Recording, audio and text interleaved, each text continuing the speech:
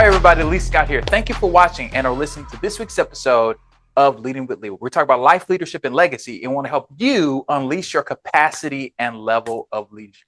Before I introduce my very, very, very special guest, if you would go and subscribe to Leading with Lee right now on YouTube and all podcasting platforms.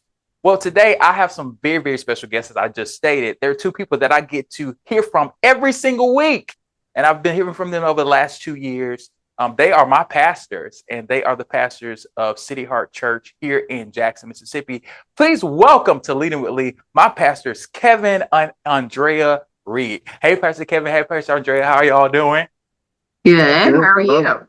Good, good. I thank you for saying yes to come on and have this conversation.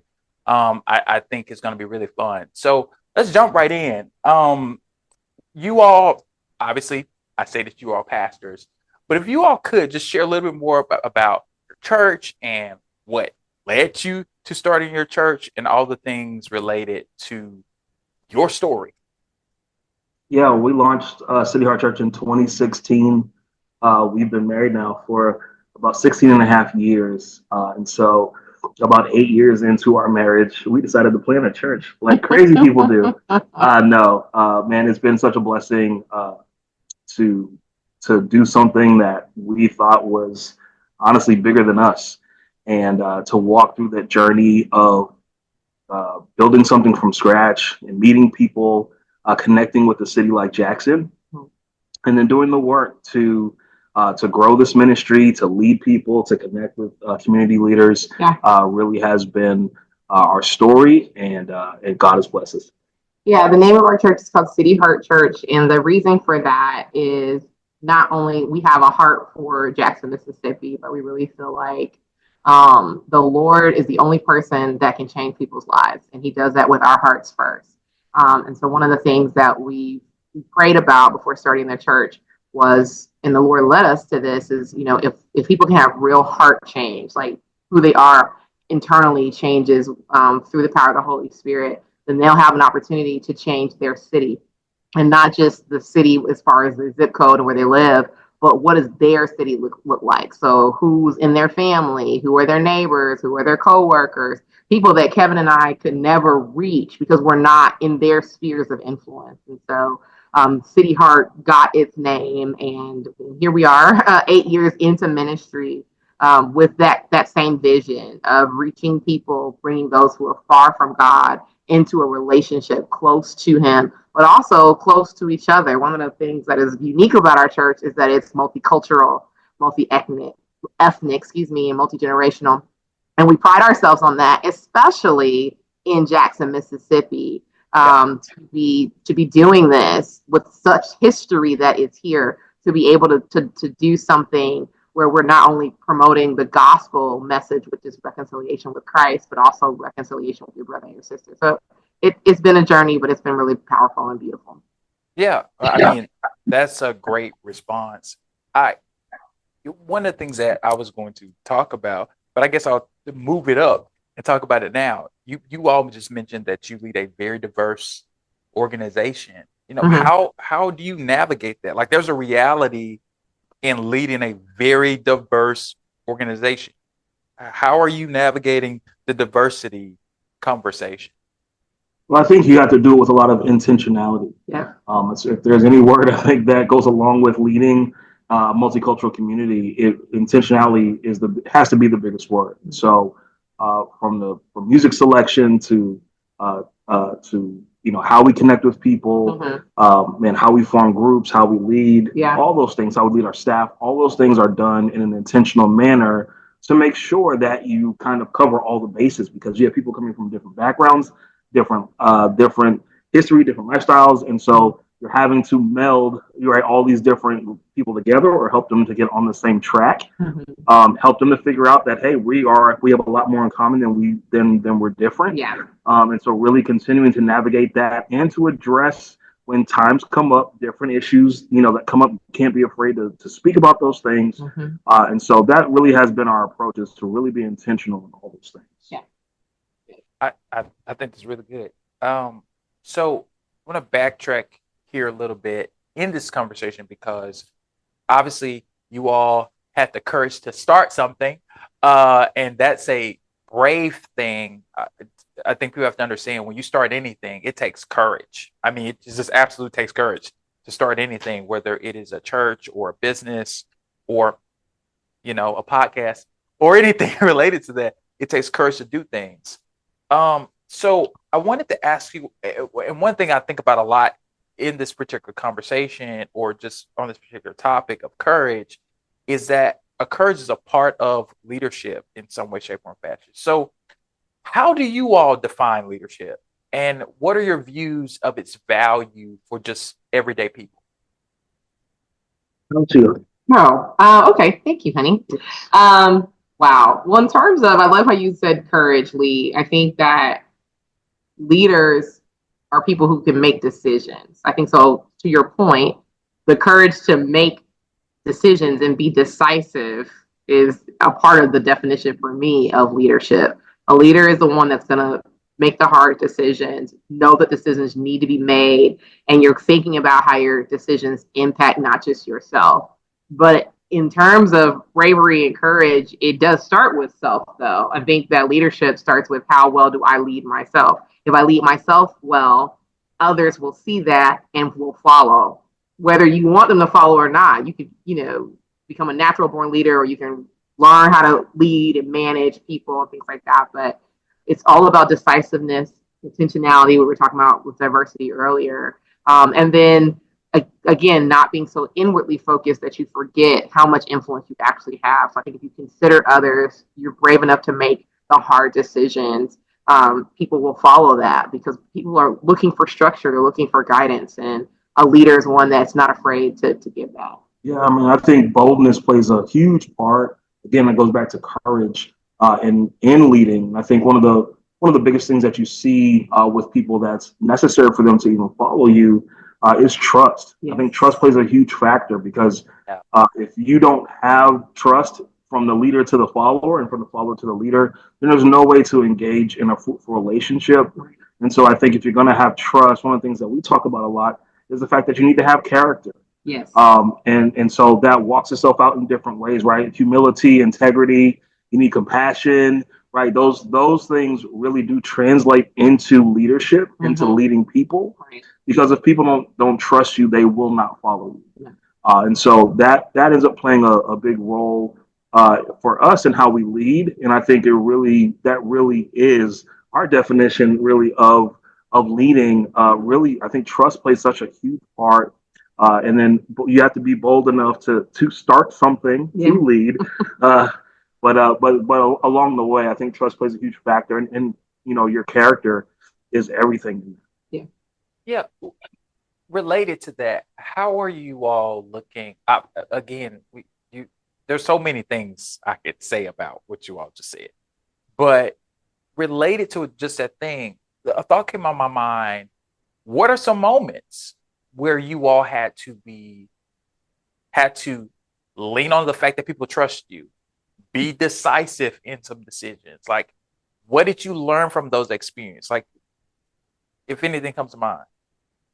Yeah, I mean, historically, you can look at, things that affected a culture, especially being a multicultural church, issues that came up like George Floyd, right? And that whole season, 2020 and COVID, having to lead through that season was huge. And I think what got us through was being bold, right? Being bold enough to navigate that whole season and lead people and encourage people to come back. Right, that took some boldness, especially when things were scary and you still didn't know everything that encompassed what COVID was all about. And then obviously in the middle of that, you had this big racial uprising that we had to deal with as a ministry. And Dre and I had to address that, obviously being African Americans ourselves, having to address that, but address people that also don't look like us and giving them enough space to understand what people are going through, but also not having them to feel condemned if they don't share the same experiences as the next person. And so, again, I think trust plays a huge factor in that. And that's just one of the things that I know we've gone through. I mean, I think that absolutely knowing that people trust you, if you have integrity and you care about the fact that you have been entrusted, if you don't want to lose that trust, you're very calculated in the things that you do. You're also calculated in the things that you don't do, because you're going to be judged either way, right? You are going to be judged either way. And so I think that if we're just taking 2020 as an example, if we didn't come back to church like when we made the decision to, or if we didn't address certain things during the summer of 2020, we were going to be judged there. We could have lost trust there. And so I think that if you really understand that people are trusting you to, goes back to making a decision, then you don't want to lose that. You want to keep people's trust. And so sometimes you have to make hard choices, and it's situations like that that are just like, okay, every decision that we make matters. And so we've been entrusted. So what we do or don't do can affect whether we lose that trust or not. We could elaborate there. I'm just not going to, because, it would take so much time to stay in that conversation, because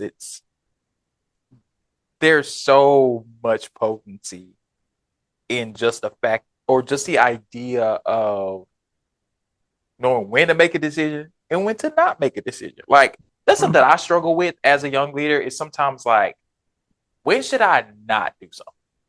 Like, when should I not share this information? Or when should I not invest here or spend time doing this? Or when should I not, and that's something you have to learn over time.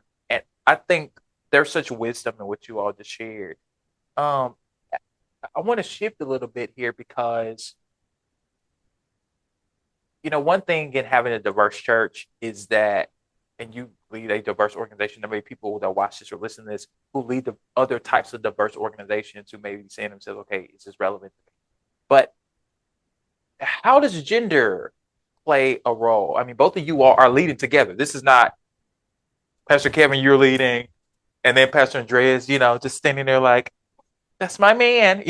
That's not what's happening.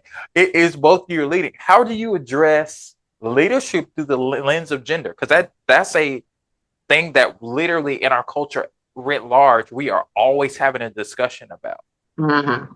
Yeah, I think, it's something that we've addressed, even recently. Yeah. And I think the biggest thing is that we had to navigate through even ourselves is figuring out like what works for us. Because even in marriage, right? Mm-hmm. Marriage is something where those gender roles play a huge part, right? And so you're having to figure out we do this in marriage counseling, letting couples know that each couple is different, and so the dynamic is different between different couples, and so it takes some time to figure that out, like what that's going to look like. But once you do, then it's kind of just fine tuning after that point. Dre and I work well together. Dre is a mastermind. She's brilliant. She can do it all. I'm the creative side. Dre takes my crazy and makes it all work. And so that's our dynamic. And so my job, I'm probably carry a more visionary side in regards to how we function. And Dre is able to take my vision and she can do the numbers, she can do the planning, she can do all that part.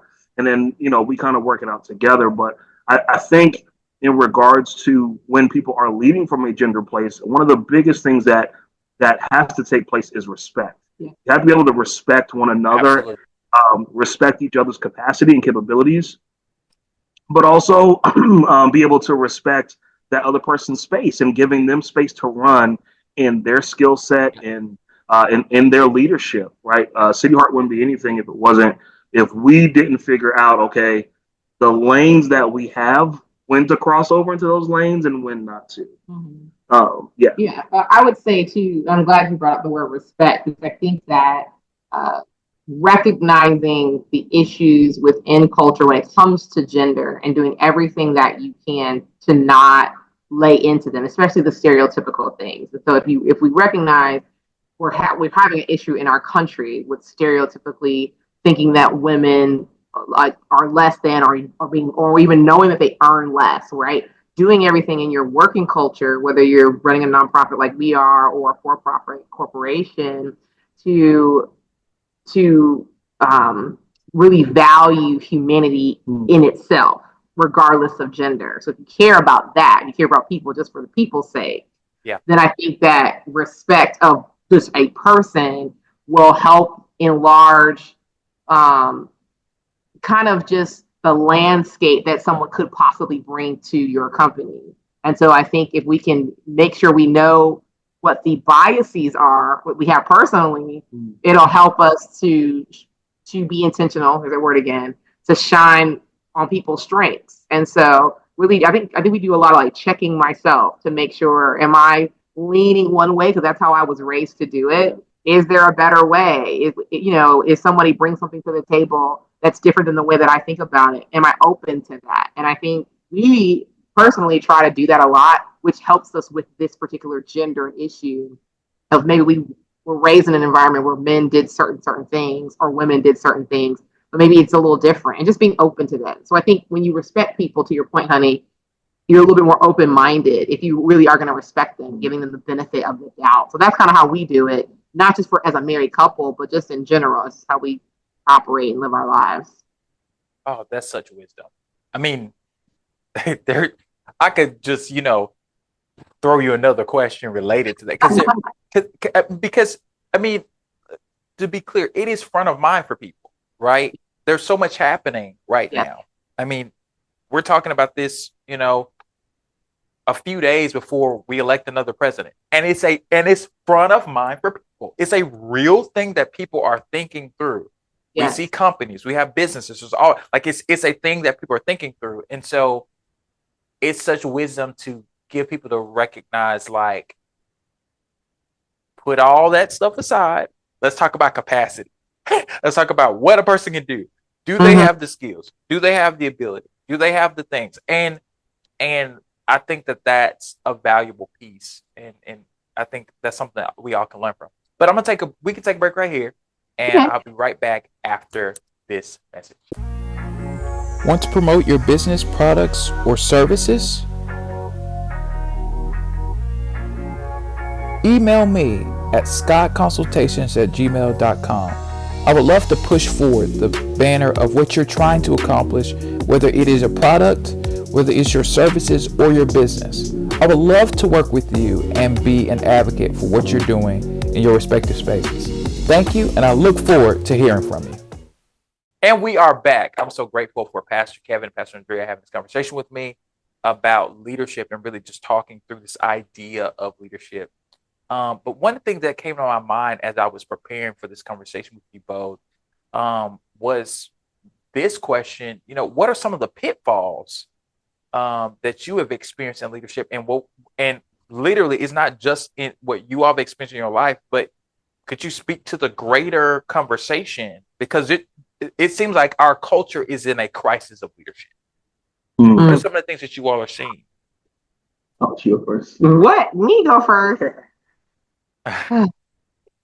Okay, I think it goes back to what I was saying earlier about leadership is about making the hard choices, but the right choices. And I think that the crisis of leadership we find ourselves in is all about the choices that people make, right? We're the sum total of the choices that we make. And I think that it's not inevitable, but it can happen when you get into this position of power and authority and influence. It's easy to forget, I don't know, like that your decisions affect more than just you.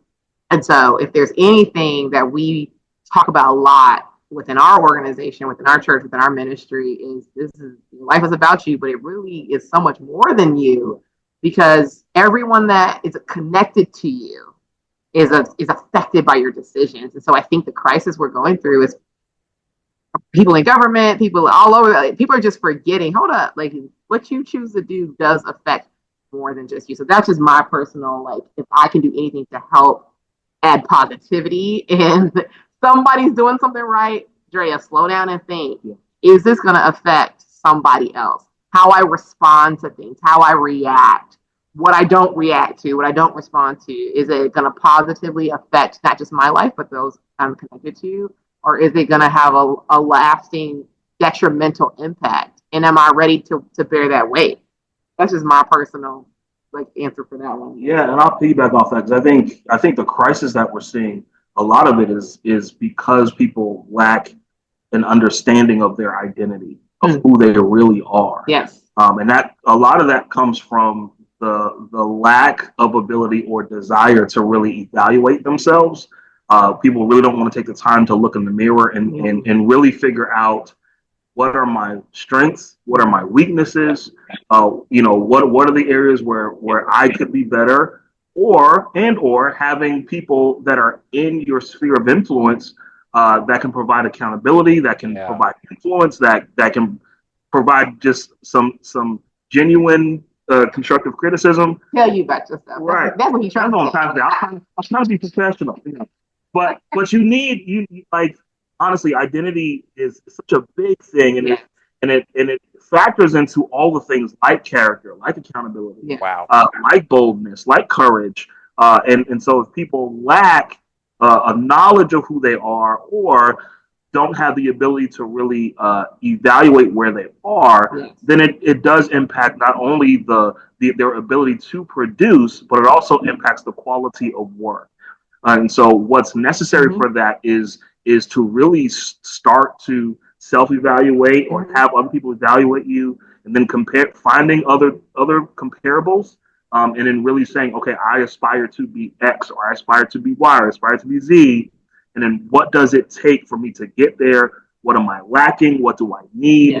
And being able to really walk in that direction, I think would help a lot of people really begin to walk out who they're called to be. Yeah, absolutely. I mean, that was great. I mean, there's such wisdom in what you both said, because this is just me, there seems to be an unwillingness to operate humility. One of the things that I realized that I've been talking a lot about this year on leading has been how we dignify people we don't agree with.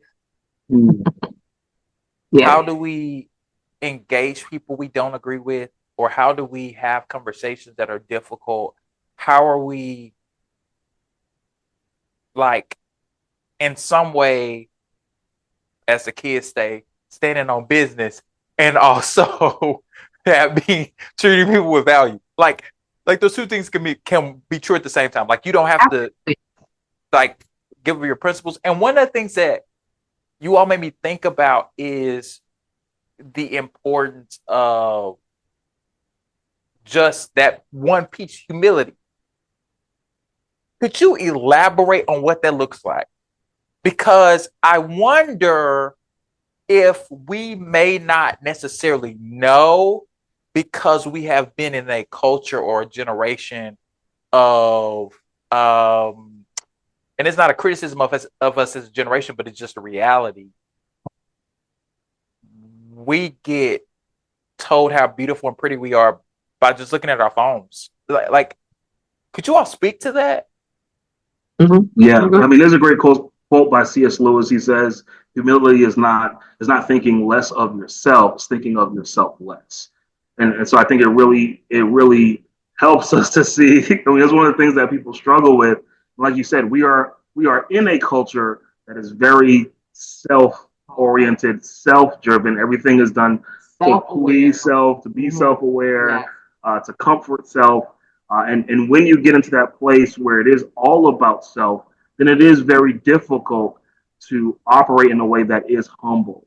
But there's so much wisdom when you can put yourself in a position where you understand, one, that there are other people around. You have people that are on your level, you have people that are above your position, and people that are below your position.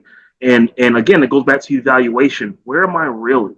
And understanding where you fit not only into your business or your organization, your church, your friend group, but also understanding what positions the other people play in your life, and allowing yourself to be even lower than someone.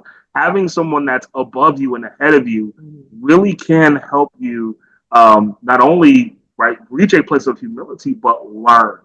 And that requires listening, right? And that's one of the major keys to being humble is just learning how to listen. Yeah, I think humility, it really is a powerful tool if you know how to work it. Yeah.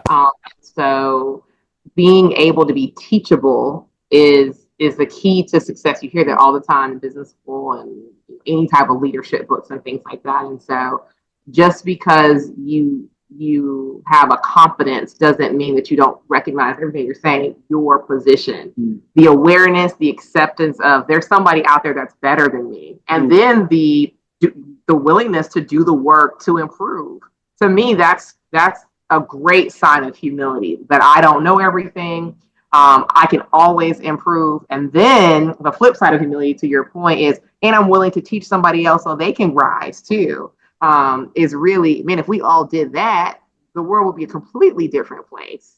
But that, based off of everything that he said, and combined with that, I think it's a great definition of humility. And one of the things we teach is that, evaluation really can help you maintain humility. Yes. And ego will destroy it.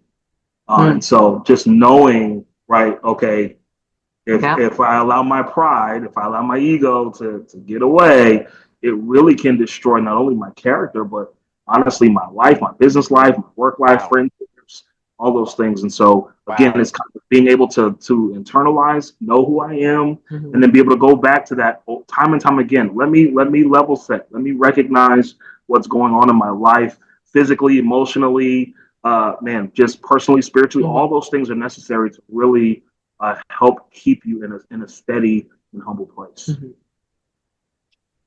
Such wisdom. You all teach every week, don't you? He does. Talk to people. I mean, y'all engaging people every single week. Okay, I'm just joking. But there's so much wisdom in what you said.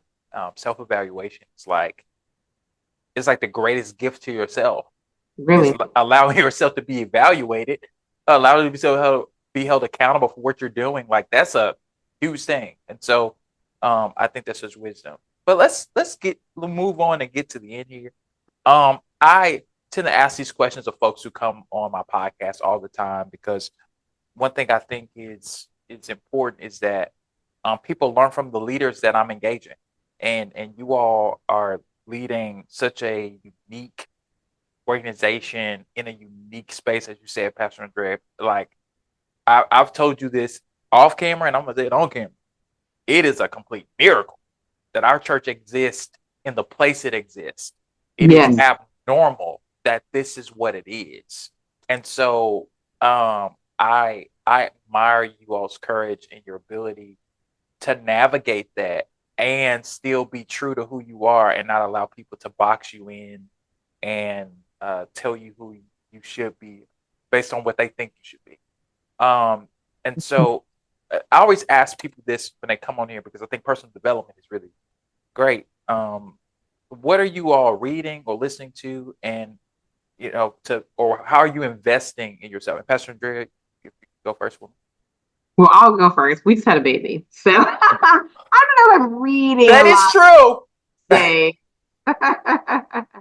So I'll say this past year, I got a chance to be a part of a cohort of women who are all pastors with their husbands. So not just wives to senior pastors, but they are themselves very involved in ministry.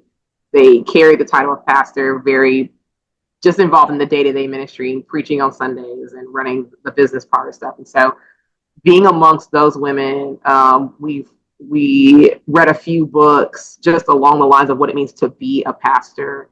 One was called the Blue Parakeet, and I can't think of the other name, but those two books, basically the focus was on evaluation of self and what it means to lead others and to be more other aware rather than self-aware, and considering the sheep from a shepherd standpoint, from a pastor standpoint, of like where they're coming from, and not being so quick to even compartmentalize the people that you are leading. And if you put people in boxes, one of the things in the Blue Parakeet book said was to leave the top off of the box. So let's say someone that you're leading personality wise, but based on their outcomes, I don't know, you would label them as a go-getter, or maybe it's one that needs to improve so that they become a go-getter. Well, if they have room for improvement, if you leave the box off the top of the lid off the box, if you put them in, then that gives them room to grow, and it gives them space to come out of that box and go into the next box where you're trying to get them to. And so amongst this cohort of women, we've just been really encouraging each other to lead well, lead others well, and to, like my husband said, to really do the work of self-evaluation. And then I'll say this too, not giving up on yourself when you recognize these areas of improvement that are necessary. Because I think in leadership, it can be hard when you see these things that might be glaring, and a little bit of imposter syndrome can kind of come upon you. Like, should I even be doing this? Like, oh my gosh, once that awareness comes of things that need to be worked on, sometimes you want to check out, but you can't. You're in this thing. People are looking to you. And so, just really making sure you don't have a lid on your own box too, that you give yourself the space to, no, I can grow up out of this and move on to the next level. So that's kind of what I'm doing and reading and the people I'm amongst. Wow. Pastor Kevin? Yeah, for me, I'm rereading again. It's a book called Model Man by Pastor Larry Stockstill. And Pastor Larry is he's in his 70s now, but he's a general in the faith and has some of your favorite pastors. He have come from under him, under his leadership and his teaching. And in this book, he really just talks about what it means to be a man, and then just identifying characters of fathers, husbands, and leaders in general. And so it's such a great book because it really provides just a foundation for if you've ever grown up like I did. My dad wasn't in my home growing up, and so sometimes you feel like in that scenario where you miss stuff, right? Or there's things that, and I wish this was told to me at 5 or 10, and so for me it's really helpful. Again, going back to identity, it just helps to reaffirm the things that I believe about myself, and that I want to believe and want to not only want to believe but want to walk out in my family, right? I want to be a great husband. I want to be a great father to my kids. I want to be a great brother to my sisters and a son to my mom. And so, again, going back to that foundational teaching in regards to what it means to be a man and being comfortable with that. It's not toxic. It's not any of those things. That it's okay to be manly. It's okay to be masculine. And those things really help me to be an even better leader when I understand who I am in Christ. Yeah. Oh, that's so good. Can I borrow your copy? I probably need to read that book. Because it's an interesting phase. I mean, you all know I'm experiencing an interesting phase of my life anyway, because this phase has changed for me. And so, yeah, there are some things I probably need to learn right before some more things change at some point down the road.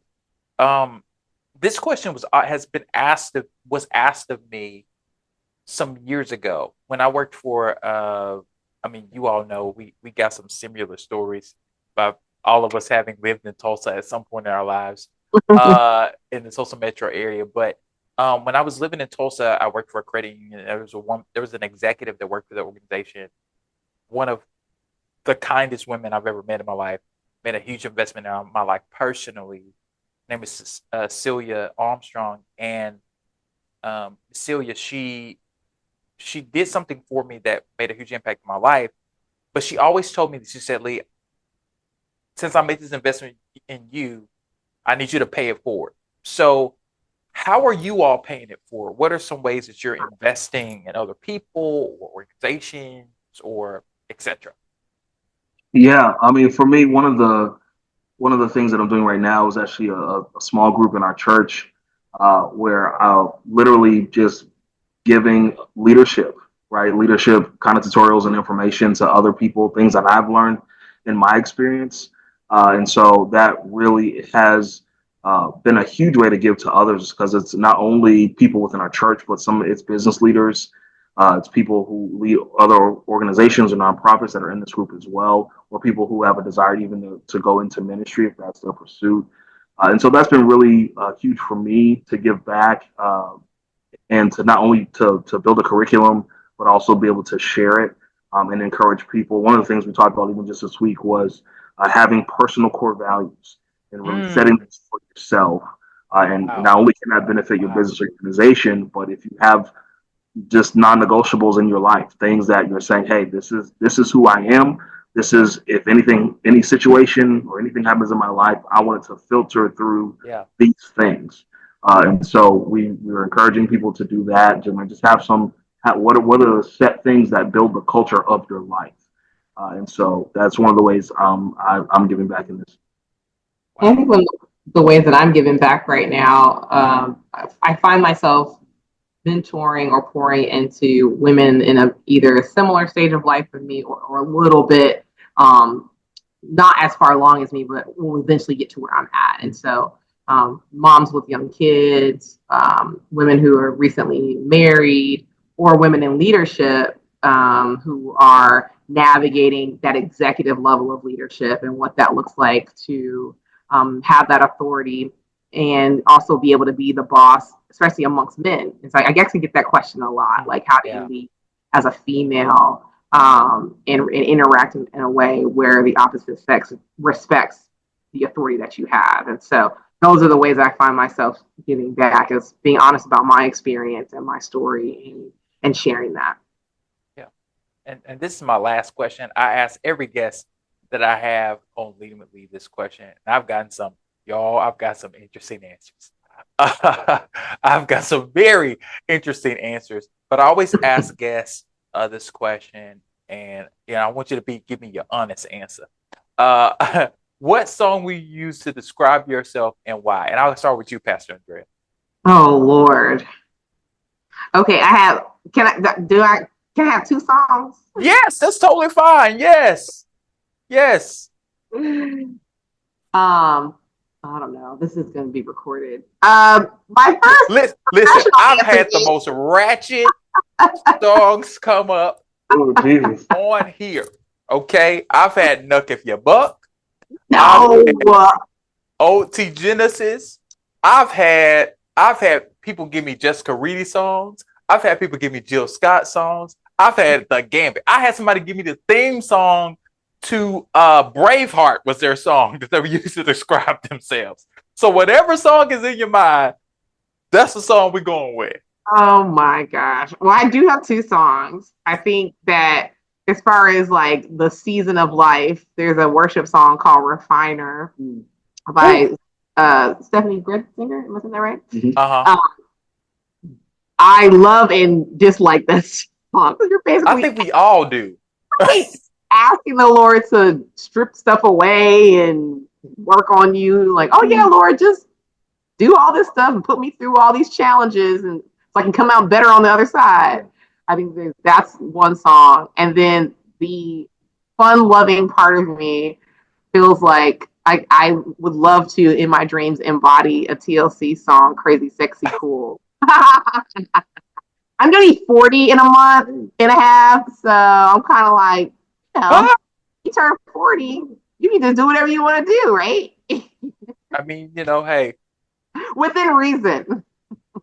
Yes. Whatever's allowed as a married 40-year-old. Yes. Pastor Kevin. So I'll go Pastor Mo first. There's a song that I love and I can listen to every single day. And it really does shape my life, especially in my position and what I do. And that's Hillsong Miami.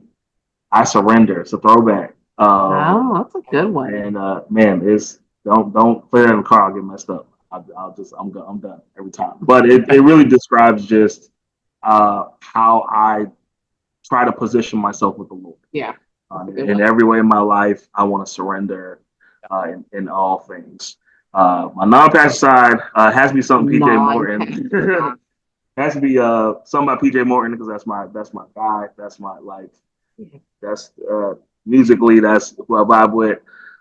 You know what? It'll probably be a B cut for him, which would be Mountains and Molehills, which is an amazing, amazing song. Great. Well, have you heard that song? Yes, I have. Yes. Oh, yes. We'll talk about it off camera. Okay. But anyways, Pastor Kevin, Pastor Andrea, thank you for coming on Leading. Again, it's such an honor to have you all on and have this conversation with you about leadership and what it looks like and what people can learn and how we all need to just be willing to listen to somebody and be challenged to learn and grow. So thank you all for doing it. You're welcome. You're welcome. Glad to be on. Thank you for watching and or listening to this week's episode of Leading with Lee. If you have not done it yet, subscribe on YouTube and all podcasting platforms. If you want to get more information and connect with me, visit me at www.leeascott.com or follow me on Facebook, Instagram, and Twitter at Lee A. Scott II or Lee A. Scott II. So, thank you for watching. Much love, and let's get started.